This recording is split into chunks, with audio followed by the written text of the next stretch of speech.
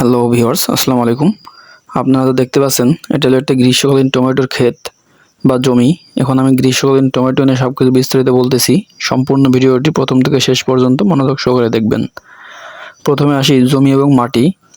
Tomato আমাদের বাংলাদেশে সাধারণত শীতকালে হয়ে থাকে, তবে এখন গ্রীষ্মকালেও কিন্তু টমেটো চাষাবাদ করা হচ্ছে।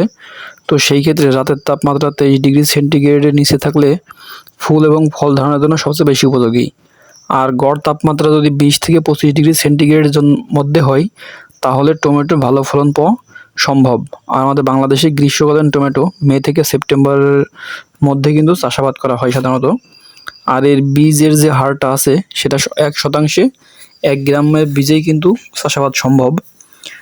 এরপর যদি হয় বীজ শোধন যদি করে নিতে হয়, তাহলে সেই ক্ষেত্রে প্রতি কেজি বীজে 2.5 গ্রাম ভিটাভেক্স বা প্রোভেক্স মিশিয়ে শোধন করে নিতে হবে।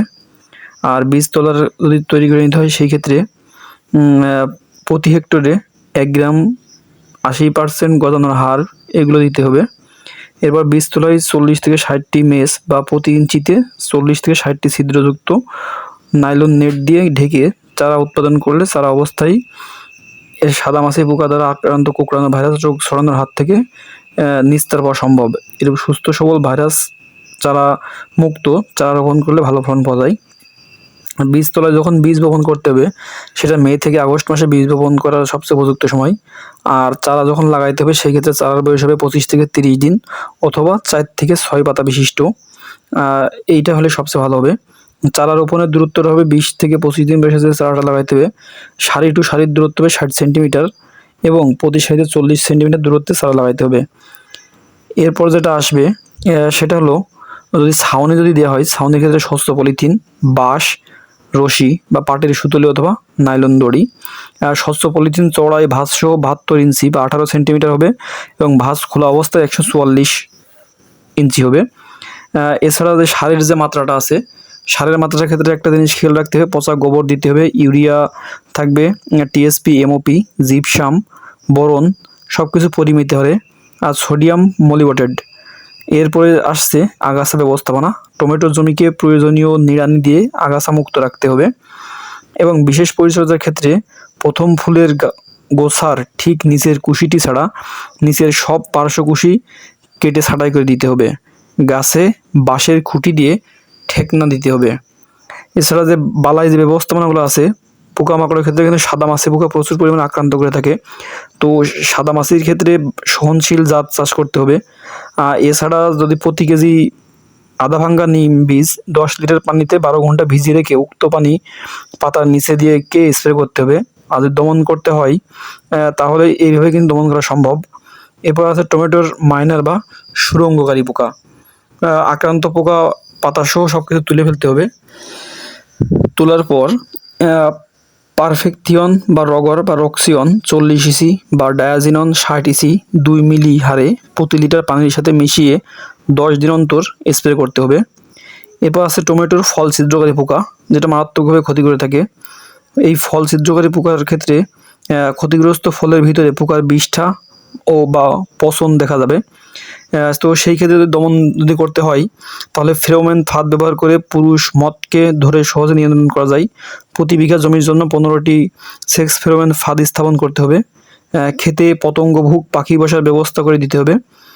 এছাড়া ট্রাইকোগ্রামা কাইনিলিজ হেক্টর প্রতি 1 গ্রাম পরজীবী পোকা আক্রান্ত ডিম যেখানে 40,000 হতে 45,000 পূর্ণাঙ্গ ট্রাইকোগ্রামা বের হয়ে আসবে।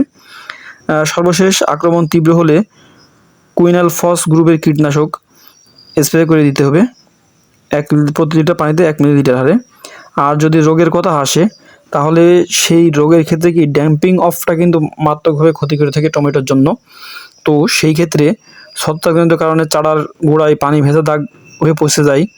দমনের ক্ষেত্রে মুরগির বিষ্ঠা বা সরিষার খোল বীজ বপনের 3 সপ্তাহ আগে জমিতে মিশিয়ে দিতে হবে। ঢলে পড়া রোগ দেখা দিতে পারে। তো ঢলে পড়া রোগের ক্ষেত্রে আক্রান্ত গাছ দেখলে তুলে ধ্বংস করতে হবে, রোগ প্রতিরোধী চাষ করতে হবে। এরপর আছে নাভি ধসা যে রোগটা আছে, নাভি ধসা কিন্তু এটাও কিন্তু ছত্রাকজনিত একটি রোগ।